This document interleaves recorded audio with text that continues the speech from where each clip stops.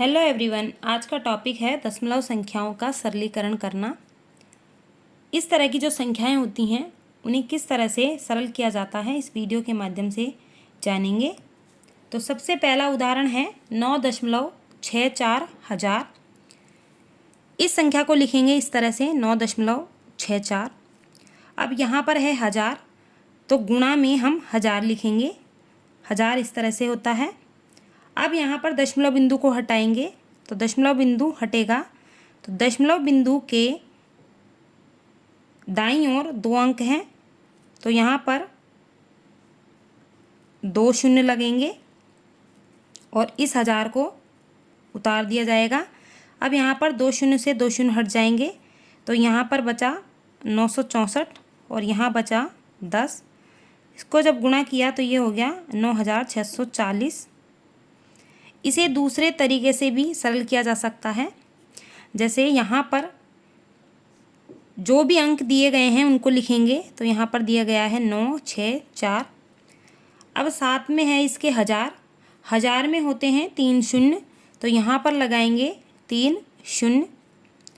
दशमलव बिंदु 2 अंकों से पहले है, इसलिए यहाँ पर भी 2 अंकों से पहले लगाया जाएगा, तो यहाँ पर 2 शून्यों से पहले लग जाएगा दशमलव बिंदु। दशमलव बिंदु के बाद में कितने भी शून्य हों उनका कोई महत्व नहीं होता, इसलिए यहाँ पर ये दोनों शून्य हट जाएंगे, तो यहाँ पर संख्या रह जाएगी 9640। इसे दूसरे उदाहरण से समझते हैं। अगला उदाहरण है 74.3 हजार। तो सबसे पहले 74.3 लिखेंगे। यहाँ पे है हजार, तो गुणा करेंगे 1000 से। अब यहाँ पर दशमलव बिंदु हटाएंगे। दशमलव बिंदु के दाईं ओर 1 अंक है, जब दशमलव बिंदु हटेगा तो 1 शून्य लग जाएगा भाग में, और गुणा में है 1000। 1 शून्य से 1 शून्य हटा देंगे, तो यहाँ पर हो गया ये 743 और गुणा में है 100। गुणा करेंगे तो ये हो जाएगा 74,300। इसे भी दूसरे तरीके से हल कर सकते हैं। यहाँ पर जो भी अंक दिए गए हैं उनको लिखेंगे, तो यहाँ पर अंक है 7 4 3 और यहाँ पर है हजार। हजार में होते हैं 3 शून्य, तो यहाँ पर 3 शून्य लगाएंगे। अब यहाँ पर दशमलव बिंदु 1 अंक से पहले लगा हुआ है, तो यहाँ पर भी 1 शून्य से पहले लगा देंगे दशमलव बिंदु।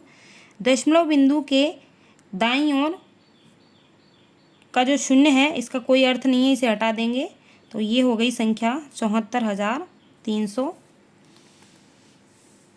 अगला उदाहरण है 415.37 लाख।